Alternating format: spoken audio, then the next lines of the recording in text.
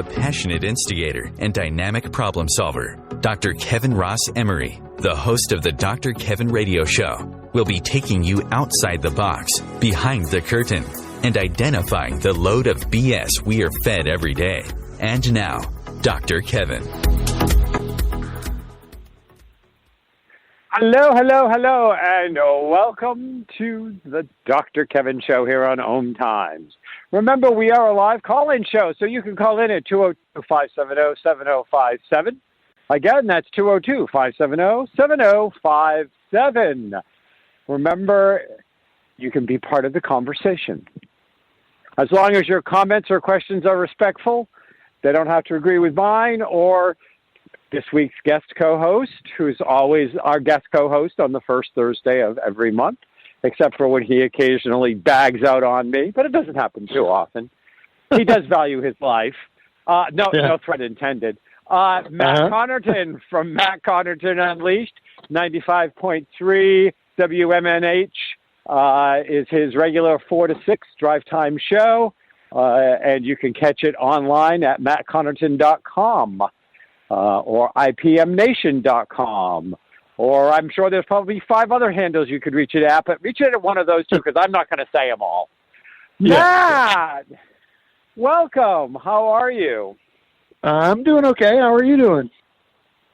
Well, I'm kind of watching with some interest. The release just happened that Trump has refused to testify at an illegal, unconstitutional hearing about his impeachment. It's unconstitutional, therefore he's not going to speak at it. It would just validate that it was legitimate, I guess.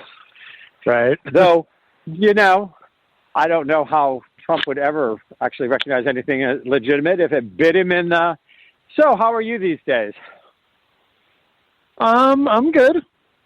I'm healthy, staying healthy. How about you? Energized, excited, thinking that things are starting to maybe in some ways turn around, in some ways not, but feeling a little bit more hopeful than I was been feeling over the last 4 years. And as more things come to the surface, I actually promoted, but I realized that I put it out after you had already gone on air, I think, or no, we're probably getting ready to go on air for your show about what I wanted to make sure we talked about tonight. So you may not know, but everybody in the world does because I invited them all to play. Oh, okay. I do not know what it is. No. Okay. Well, I want to talk about 230. I want to talk about 230 and kind of some of your thoughts or ideas on it, and and talk about where there should be, if there should be, where there should be. I think I put in the thing, should we keep it? Should we get rid of it? Should we modify it? But is it time to do something that is going to have some kind of accountability for people on the web? You know what I mean when I talk about 230, right? It's the big... Section 230, yep. I thought you said sex in 230, and I was like, well, if you want to have sex at 230, that's fine, Matt, but that's not what we're talking about. Section 230. Oh, my goodness. Well, I'm blushing. Well, I'm glad somebody is. But, but I want to talk about Section 230. I figure we'll start that in the second segment. I'm kind of giving you a heads up that that's part of what I want to talk about. But I always like to get your view on some of what's going on. Again, Trump has just announced that he's not going to speak, which is too bad because, his ability, his tendency to not know when he's lying would actually be rather amusing to see him do under oath because there would be another whole can of worms. But I'd like your thoughts on, what's going on, what's happening. People are saying Biden's not doing unity. Things are going through executive order. What's your take on our current political situation? Because you always have one. Well, I think, I don't know. Unity, when people talk about unity, it's such an amorphous thing. It's like, what does that really mean?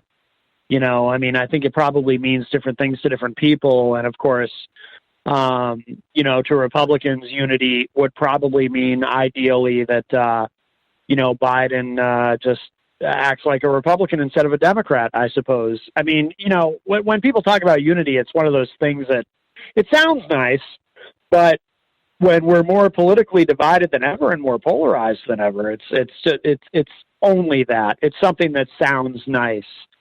We're not going to have unity and still be able to get anything done. So I don't think unity is going to work. As far as executive orders go, I kind of roll my eyes a little bit because whenever we have a new president, usually one of the first criticisms of that president is about all the executive orders that they sign right out of the gate. But to me, it's kind of a fake and phony issue because what typically happens is Republicans are mad when there's a new Democrat who is president and signing a lot of executive orders, but they have nothing to say when it's a Republican president. And of course, the inverse is also true. Democrats are mad when a Republican president signs a lot of executive orders, and they call it an abuse of power and an excess of executive overreach and whatnot. But they have nothing to say about it when it's their own. So everybody on both sides of the aisle is kind of fake and phony about it. I think we're also probably locked in a pattern now where, you know, Obama signed a lot of executive orders, and then Trump came in and signed executive orders to undo Obama's executive orders, and now Biden is in signing executive orders to undo Trump's executive orders, and that cycle will perpetuate into the future, I'm sure. But you know, we have to get through COVID, and I am all for President Biden doing whatever he has to do, whatever this administration has to do to get us through COVID. And he can sign all the executive orders that he wants to that end. I'm fine with it. I'm happy that we have an administration in place that believes in science, that wants to follow the science instead of conspiracy theories. And, you know, you've heard me say, I think the Trump administration was the worst possible administration we could have had during a pandemic. So I feel good about the Biden administration, and I'm fine with the executive orders. And I don't care about unity. It's an empty word to me. I mean, there is going to have to be some compromise on some things. But that's fine, but I'm not too bogged down with this whole idea of unity. I mean, I don't know what that means. It means something different to everybody, I think. So I'm not really worried about it. I mean, you know, nobody's worried about. You know, we're only hearing about unity because it's such a slim margin by which the Democrats are in control, right? You know, when one party has an overwhelming majority, nobody's worried about unity, so, you know, it's fine. Well, I saw an interesting chart, and, you know, reading about some of this stuff and trying to, like, assess it and see if I can take out, like what are the actual facts I can take out. And, you know, it said that, you know, in the past, from a numbers perspective, you know, and they're talking about like the last half of this century, probably they're talking, you know, they tend to talk from Ronald Reagan on now, actually. So it's not even this century, it's the last century. But, you know, from like Ronald Reagan on, when there has been a difference that actually consistently, if there was any attempt at the unity, Democrats would end up signing on if the Republicans were in power, if they would concede something. But the Republicans will hold them hostage until they drop, and then still won't vote for it. Like, they get their concessions, but then they still say, well, but it was all Dems that voted for it, so we have no responsibility. But they got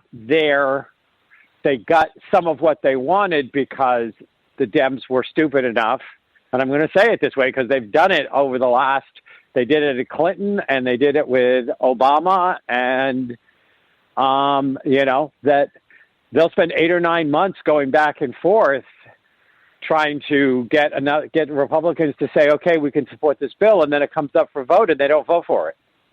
And the Dems didn't need them to vote for it, but they've wasted the first 9 months of the presidency. And the Dems gave up some stuff in good faith of, if we give this up, will you go online? And the GOP says, yes, we'll go online. And then when the actual vote happens, they stick it to them. And Biden says, I'm not forgetting 209. I'm not going to negotiate for 9 months and have you just stiff me again. And I think it's important that you recognize that the two parties aren't in this particular case, the two parties have not acted the same way. They're not just a different name for the same party. This is a stark difference. And of course, the Republicans are in the minority population-wise in this country, and it's only the leveraging of their electoral college and the gerrymandering that keeps on getting them, into that place of using every trick in the book to exert whatever power they can, because they know if it was a level playing field, they'd never be in the majority again, not at this point. Thoughts on those comments? Well, I think certainly in terms of winning the presidency, Republicans don't win the popular vote. They only win the presidency because of the Electoral College. And I do think that you're right. Republicans are more ruthless than Democrats in Congress. And, you gave some examples of that. And I think that is true. And I know that there are some on the left who are a little bit worried that Biden might actually, well, not that he will forget, because like you said, he has said that he won't forget, but there is some concern, I think, that Biden might not be ruthless enough to deal with a ruthless Republican Party, because Biden might try to lean on, some of that. He was a senator for a long time, and he might try to lean on some of that a little bit in terms of trying to compromise on things, and he might behave in a way that's, I don't want to say naive, but you're right. I mean, the Republicans will not act in good faith very often. So then again, I mean, we're in such a unique time. I'm optimistic that they'll come to some sort of compromise on this, this new COVID relief package. And I know the Republicans want means testing on that $1,400 if they're going to agree with it, but you can't do means testing. Means testing isn't practical because if you're going by people's 2019 tax returns, well, there's a lot of people who may look pretty good on their 2019 tax return who've had a horrendous 2020 and now desperately need that money.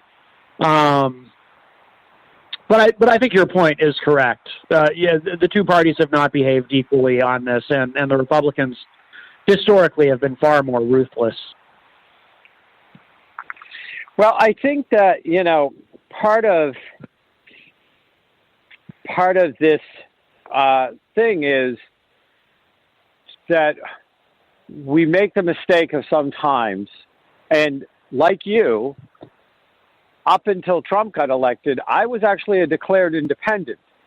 If there was a local person that I felt like was going to do the job better or whatever, I'd vote Republican. I mean, if I thought that there was a senator or House of Rep that would actually have independent thinking, I would vote the senator.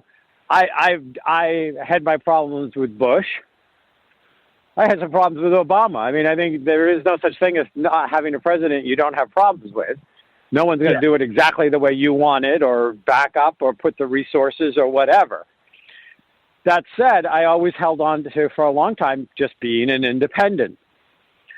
But looking at the history and the more that's coming out about what's happened from the time of Reagan to now with the GOP, it's truly horrendous, horrifying, and the difference between the parties, where I used to be of the mindset of, I don't trust either one of them, and I still don't trust either one of them.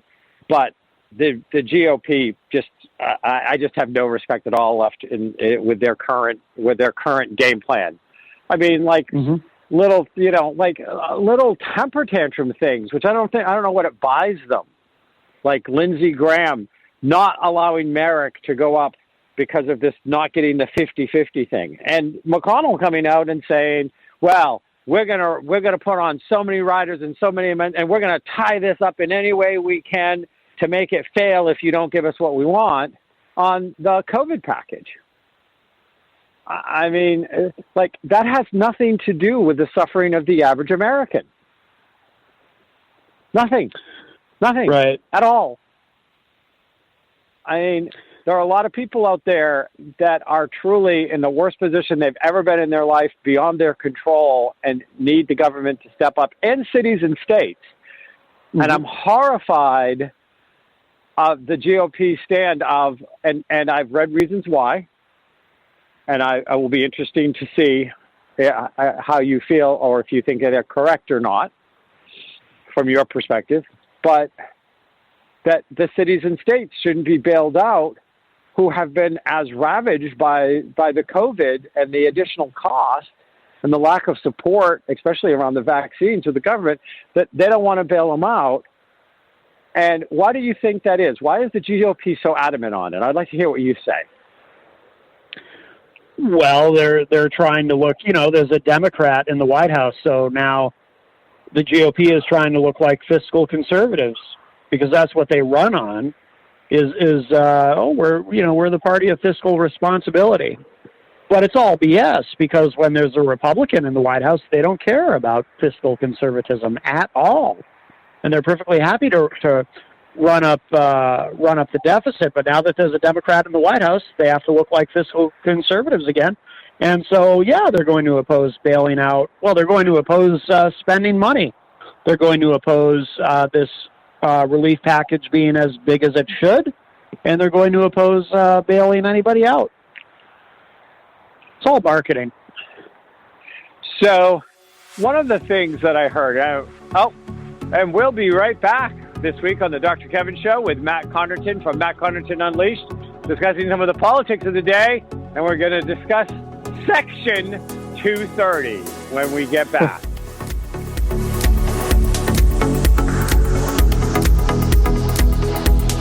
Conscious media for conscious minds.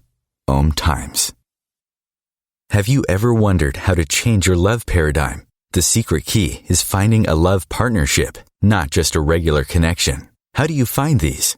Through conscious relationships. Ascending Hearts Dating is a dating site for people like you that believes in second chances and a different type of spiritual connection. Try Ascending Hearts for free today at ascendinghearts.com and change your love paradigm. Ascending Hearts, the premier dating community for the spiritually awake. Hello, I'm Sandy Sedgbeer, host of OMTimes Magazine's flagship radio show, What is Going On?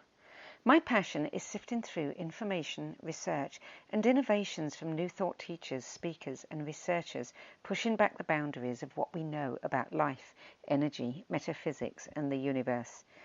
I love shifting perceptions about who we are, why we're here, and how quickly impossible becomes normal when we open our minds, expand our awareness, and accept that the only limits that exist are those we place upon ourselves.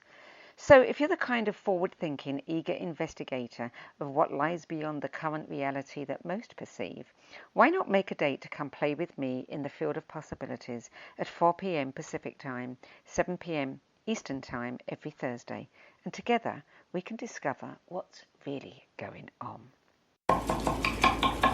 These are the sounds of a dinner that almost didn't happen. A dinner now served, thanks to people like you. Due to COVID-19, 17 million more Americans may face hunger. Feeding America is helping our neighbors in need. And if you're able, you can too. Donations are being accepted at feedingamerica.org/coronavirus. Brought to you by the Ad Council and Feeding America, 200 food banks strong.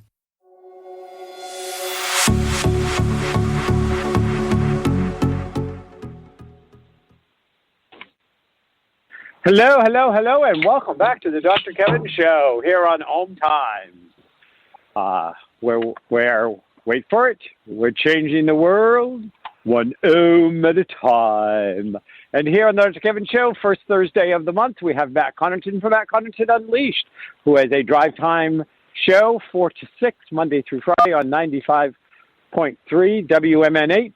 Out of Manchester, New Hampshire. But if you are not local to that area, you can tune in and you can call in and you can still give him a hard time by going to mattconnerton.com or ipmnation.com and see what he's throwing around on that drive time show these days.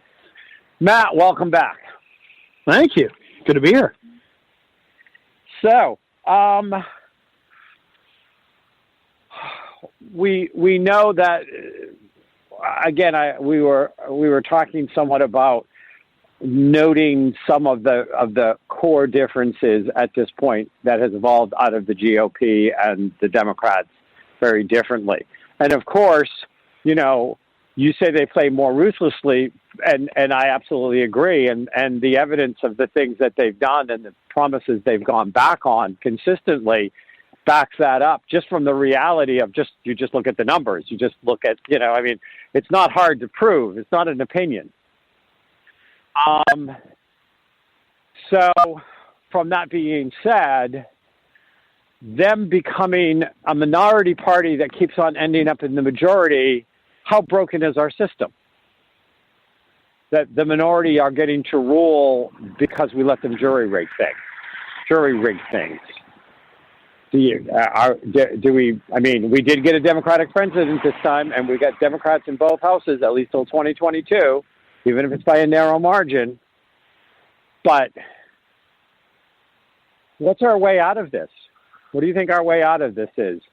That a crazy, fact-denying, zealot-based, just too kooky to be real people are showing up under the GOP banner and walking into the halls of Congress and sitting down and being given a microphone to, to say crazy things. What is our way out? And what do you think of what will happen, if anything, to Rep. Marjorie batshit crazy Green? Well, who threatens teenagers that just went through a shooting, telling them it was all made up. I mean, things that any American should be embarrassed by. Yeah. But she's becoming a heroine. Yeah. Or maybe they're just on heroin. I'm not sure. So what do you think of her? What's our way out? And do you think that she will stay crazy enough that she'll say things now that she's got the seat that will create the reality to get out of her? Or are we seeing the end of any semi-rational, i.e. Liz Cheney, Republicans even remaining in Congress? What are your thoughts? No, I mean, this is who these people are. This is the Republican Party. 85% of them, according to one poll that I saw, still have a favorable view of President Trump, even after 2 impeachments and the insurrection attempt and all of that. I saw another poll, close to 80% of Republicans still believe that the election was rigged and that Biden stole the presidency from Trump. Trump is our first openly conspiracy theorist president. He believes that Ted Cruz's dad, Rafael Cruz, helped murder JFK, things like that. So this is what the Republican Party is now. And so they're going to continue to embrace Marjorie Taylor Greene because they don't want to upset the base of the party. She ran. It's not like she won the election and then we found out she was crazy. She ran on that. She ran as being a QAnon believer and all that. That's how she won. So this is the direction they've chosen. And they've signaled that very clearly. Kevin McCarthy goes to Mar-a-Lago to kiss the ring of Trump. He doesn't want to say anything too harsh about Marjorie Taylor Greene. Meanwhile, Republicans are furious with Liz Cheney, who is very conservative. Very conservative. Can't say she's a rhino or anything like that, but she dared go against Trump, and Trump is their hero and savior. So this is just who the Republican Party is. And I think it's who they've always been. I think that the base's embrace of Trump, who clearly is not going away and will continue to be the head of the Republican Party, I think Trump came along and sort of gave them license to openly be who they felt like they could only be in private. You know, when it started when Trump came down that escalator and referred to Mexican immigrants as rapists. And then I think all these Republicans went, hey, wait a minute. He's openly racist and unapologetic about it, and it's okay? We have found a new hero. So, that's just who these people are. And the people who are not that, who are Republicans, are leaving the party. People are leaving the party in droves in states across the country and switching to either Democrat or independent. So the party itself will shrink, and as the party itself shrinks, what will be left is the right-wing conspiracy theorists. So, which will, the smaller the party is, the harder it will be to win elections in the future. Because it's not a big tent party, it'll be becoming an increasingly smaller tent party. So that problem kind of solves itself in that sense. They're going to have a hard time winning elections. And there will be more independents than there used to be. But, that's where I think we are with that. So, but we've had Mitch McConnell, the standard bearer shark for the GOP for, I don't know. Didn't he swear in Lincoln or something? I mean, it's been around for a while. Yeah. He probably just swore at Lincoln. But anyway, right. He called Greene cancerous to the party. Yeah. And he stood behind Cheney and praised her. Mm-hmm. And Greene and Lindsey Graham, if he could ever find a spine, I think that it probably wouldn't fit anymore. It's been so long since he's had one. Yeah. I mean, he's just become pathetic. But yeah. Graham and McConnell both are 6 more years in the Senate because they just got reelected. So McConnell's going to be there 6 more years, but I'm wondering if they're going to try to throw him over as minority leader, the rabid part of it, because they're going after him now because he supported Cheney and he's definitely broken with Trump and he's trying to get back the party. So it's kind of one of those. So.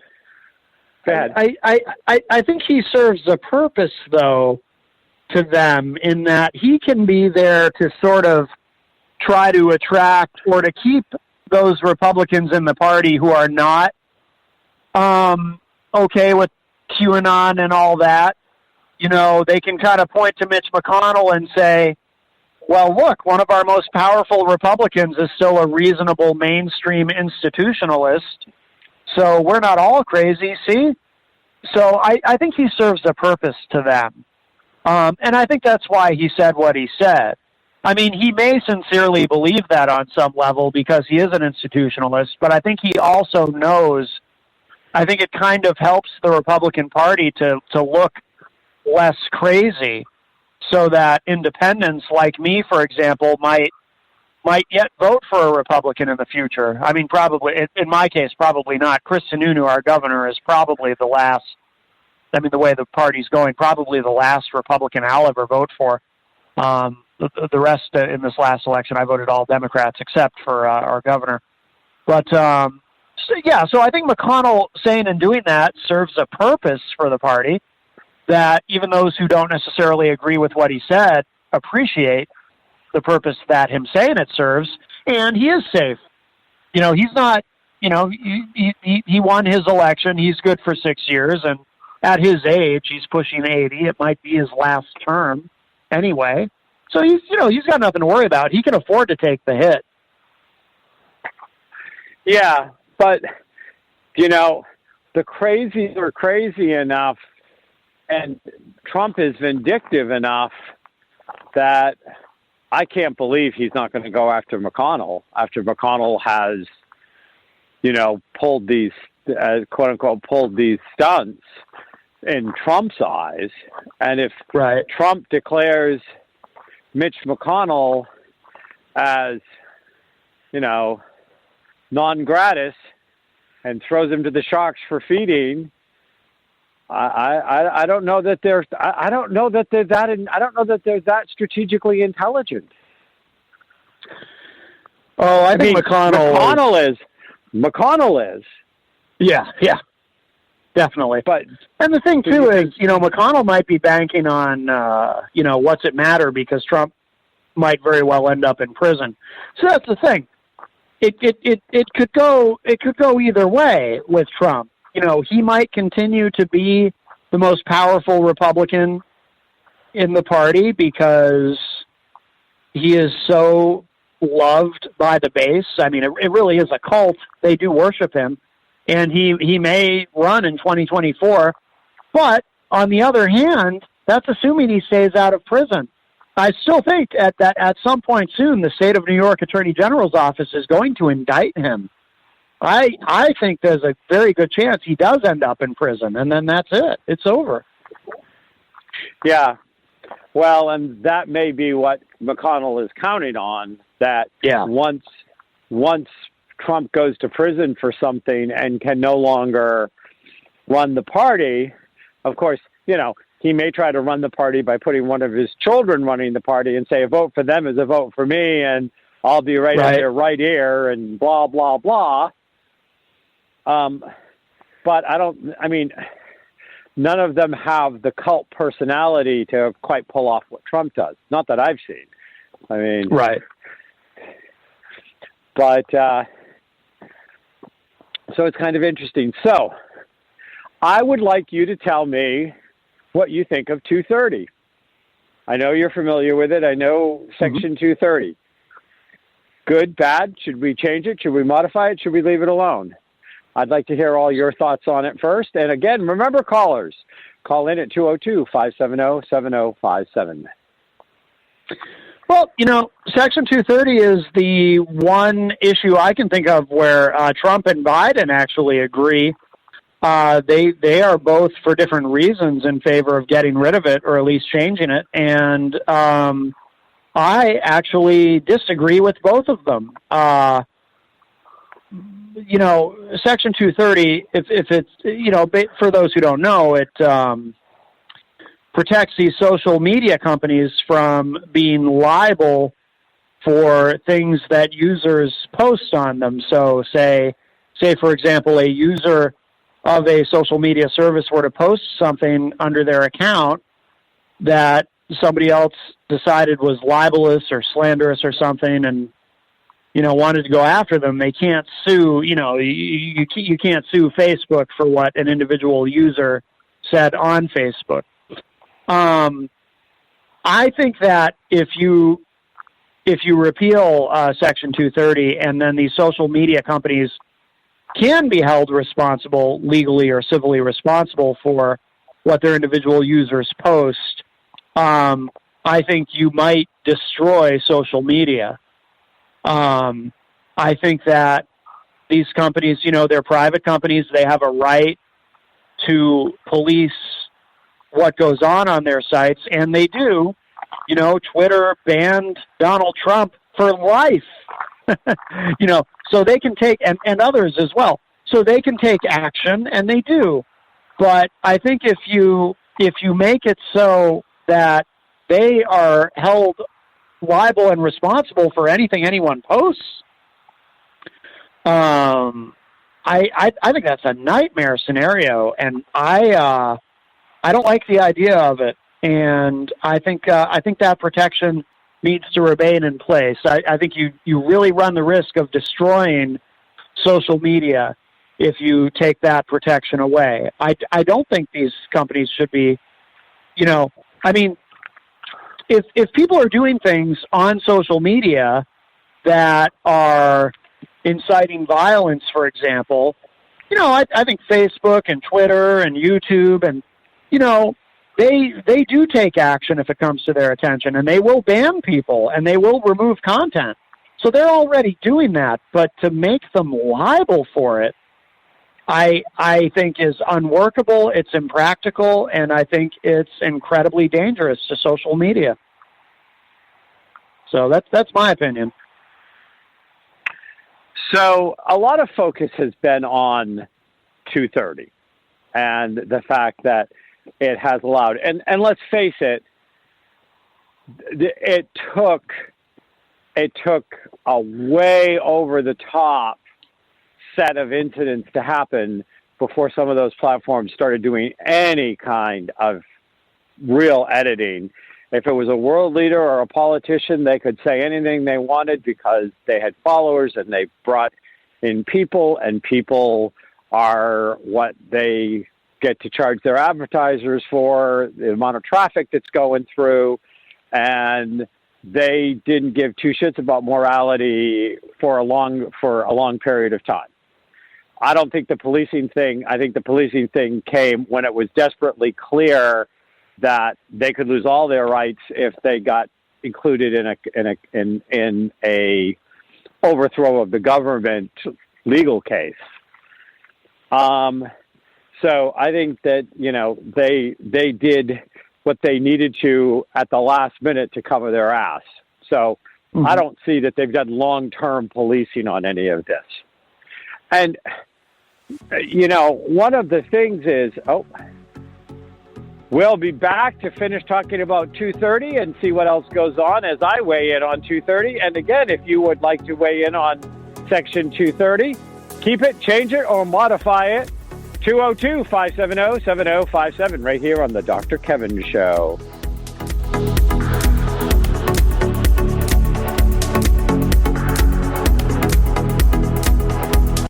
The Real Conscious Connection.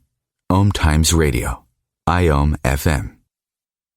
The number one reason girls drop out of school in sub-Saharan Africa is lack of access to feminine hygiene products. The Pads for Schoolgirls Project, an outreach of Humanity Healing International, is changing this paradigm by setting up sewing programs at schools, teaching girls a vocational skill while producing the reusable pads that help keep them attending classes. The girls pay it forward by making and giving pad kits to other girls in need. To learn more, visit humanityhealing.org. Humanity Healing is where your heart is. Vox Novus, the new voice. Vox Novus, the new dimension. Vox Novus, thought and movement leaders who will share from their experience and offer tools to help us navigate our rapidly changing world. My name is Victor Furman. Join me every Thursday at 8 p.m. Eastern on OMTimes Radio for Vox Novus, the new voice. The United States has the highest rate of incarceration in the world. At the Equal Justice Initiative, we believe mass incarceration has to end. There is this presumption of dangerousness and guilt that gets assigned to Black and brown people. We have to confront our history of racial injustice and commit to a new era of truth. There's something better waiting for us, something that feels more like freedom. Truth can inspire change. Please learn more at eji.org.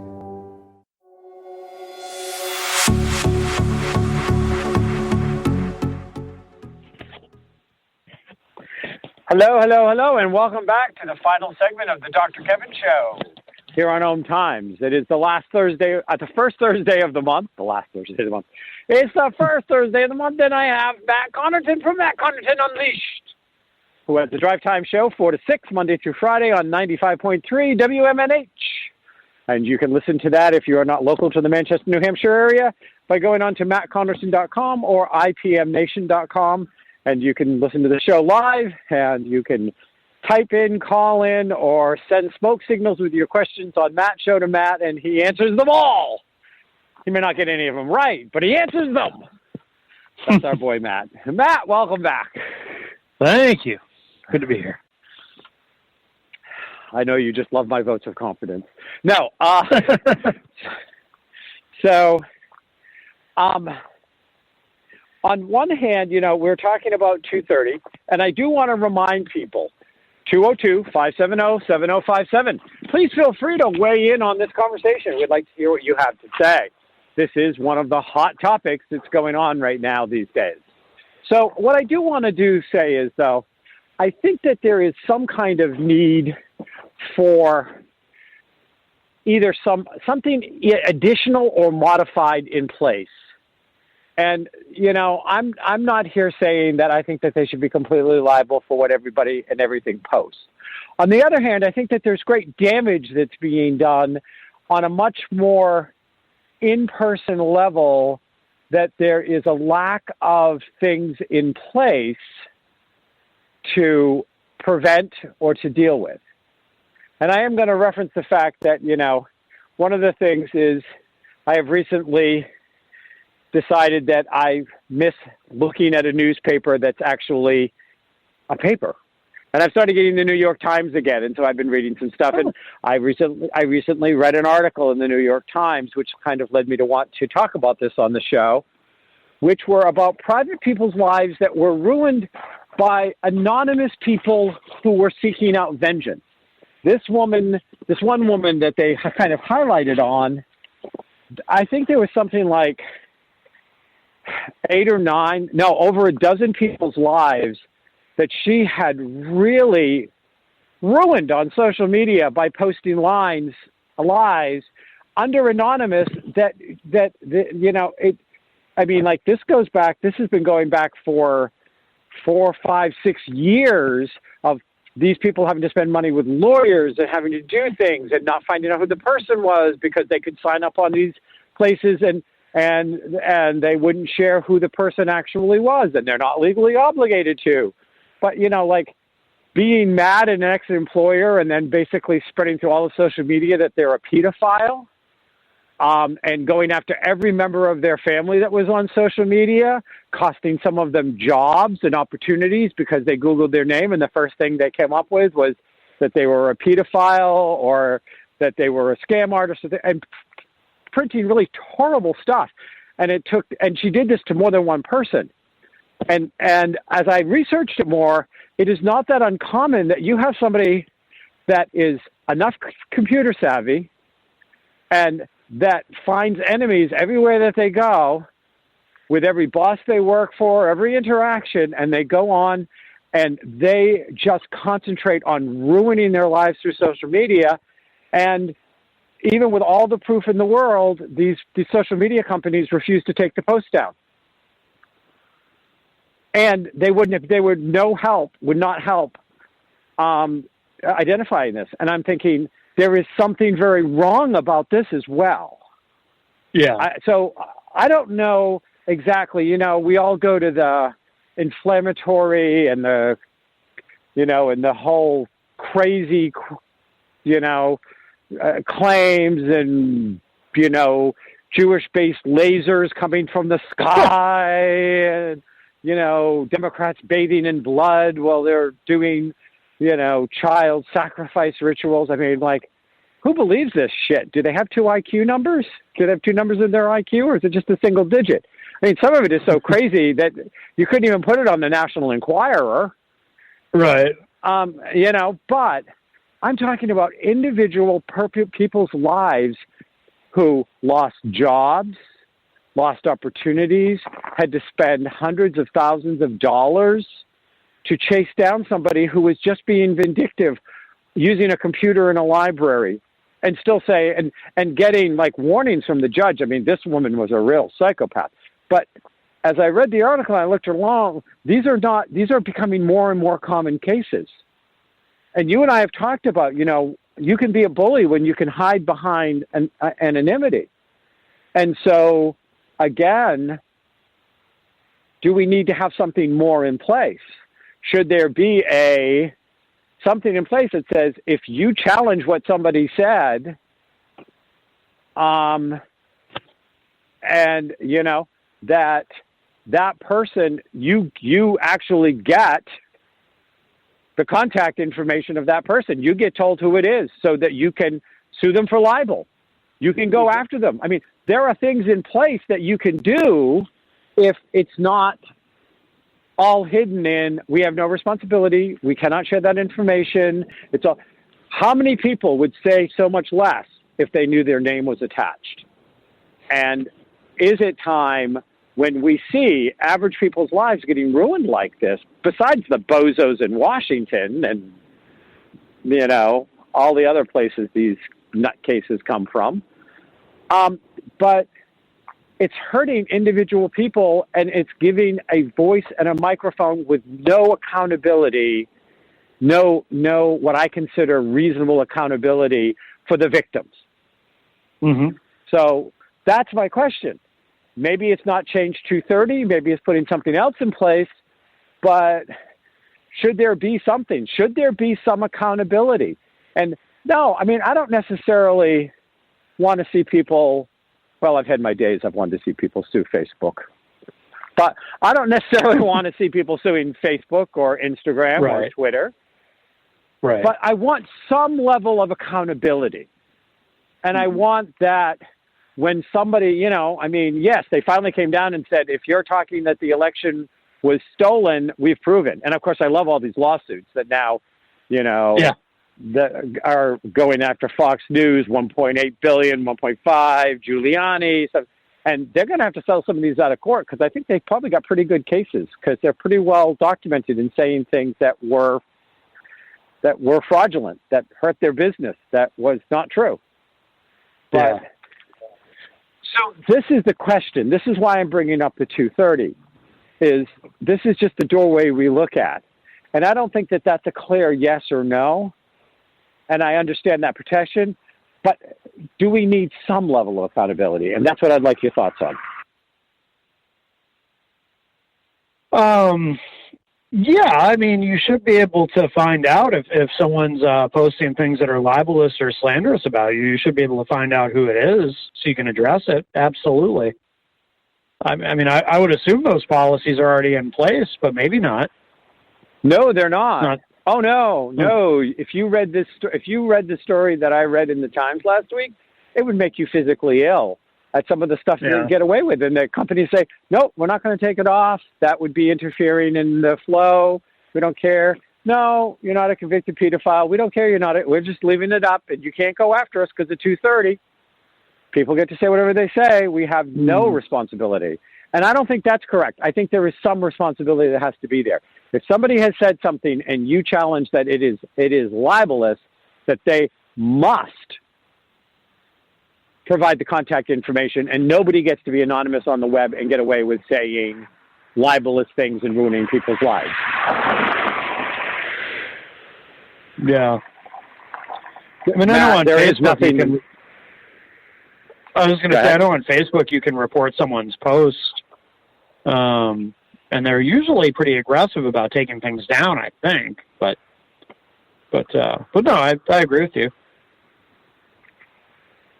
I think that our honeymoon phase with social media is over, and it needs to become and grow into a more responsible, held accountable in some way institution that bullies and crackpots and mentally ill people. I mean, I really think this woman that damaged all these people's lives, that was, you know, just like everybody that ever said anything and looked at her crosswise at all could end up on her list of like relentless social media slaughter. I think she's mentally ill. Yeah. But it took them years to figure out who she was because no one would tell her because no, there's a privacy policy. And they wouldn't take it down. And it stayed in Google search. If you search the guy's name today, it still appears in the Google searches that he's all these things. Even though there's been judging and lien and stuff like this. So there has to be some kind of accountability. Right. Yeah, I would hope so. So I sent you an invitation today. I texted it to you, but you may or may not have seen it yet. Jumping from your I saw it right as I was about to get on the air, so I didn't have a chance to look at what it is. So it's actually a new social media platform that I've just joined, and okay. I'm only bringing this up, and you may have heard of it already. Clubhouse. It's still in beta. I'm not familiar with it. Okay. Well, it's in beta. It's only been around, I think, since August of last year. Was it last year, or maybe it was August of 2019? But it's still considered in beta. I joined recently. You can only become part of Clubhouse if you have somebody that's in Clubhouse in good standing that invites you. And if you break the rules in Clubhouse, you get 2 or 3 warnings, and then you lose your membership. The rules are really clear. One of the rules is you have to use your real name. Yeah. You can't post under fake names. And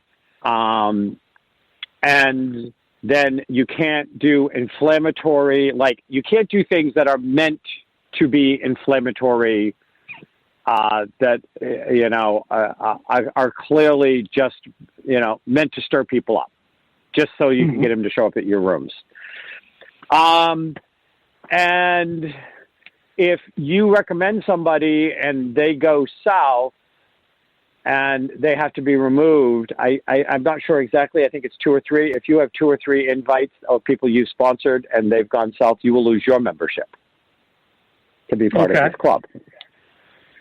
So they've built in accountability in the social media platform, which they can, because if you become a member, those are the member rules. You agree to them when you join. This is what the rules are. You can't do scam, and it's all about building relationships. But there are people on there that are promoting and trying to build more listeners into their podcast. There are artists that are young artists that are, like sharing their music or having conversations or getting people. People make connections, and it's all based on relationships. It's got people all over the world, and there's a constant. They have a bunch of different rooms, and you can either be a mentor of a room, and any member can decide to open up and have a room. And if you have a room on a regular enough basis, then they will give you some kind of schedule, like, where you go to another level because you are a contributor. But it is, you're supposed to be going in and you get followers because you go to listen to somebody and you follow them because they're really interesting. And then they may choose to follow you back. They may not. They may come to your rooms. I was at a restaurant with a woman that introduced me to it like 2 weeks ago. And you have these rooms and you go on and you do speaker, and you can set up a thing, and you can, and then you talk and people show up or they don't. And it goes on as long as the moderator wants it to. And so she had me download the app. She said, "You really want to be part of this. You're going to make a whole set of new connections. There's so many different things you do. It has so many interesting things from, there's conversations about tech and politics and the arts and social causes, and it's all over the place." And we're sitting at the restaurant and we've ordered dinner, and she goes, "Well, if you were going to talk," so I downloaded the app, I accepted her invitation, I filled it out, and she goes, "So you're all filled out, you accepted?" I said, "Yep." And she goes, "If you were going to talk on something, what would it be?" And I said, "Well, I don't know." I said, celebrating your ADHD brilliance. That's probably something at some point I would put a talk out and see if people came in and answer some questions about, like, why is it brilliant or how to manage. You go way back with me, Matt. You know my passion there. Yeah. She's on her phone. She's typing away on her phone. We're waiting for dinner to come, and she goes, "Okay, in 15 minutes, your room starts. Embracing your ADHD brilliance. So you're on live in 15 minutes. Go." I'm like, "Whoa!" 15 minutes later, I was on, running a room.